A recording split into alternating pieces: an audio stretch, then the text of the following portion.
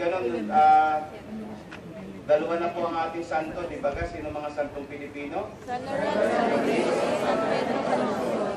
Sana ating ipangalaganap din po ang pamimituho, pagdedebosyon sa kababayan nating mga santo. Ang Diyos ng Gumaka po, naglathala na ng nobena sa Tagalog, tayo na may Southern Tagalog region, kay San Lorenzo Ruiz, 2 taon na nakakaraan o 3 yata.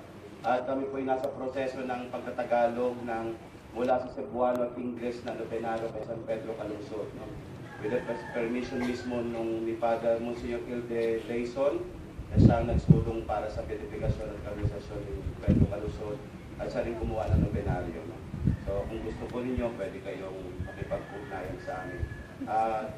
April 2 po ang fiesta niya, malapit-lapit na, kaya amin pong nasa final process na po ng editing and ipapasok na po namin sa imprenta ng Diyos ng Gumaka next week.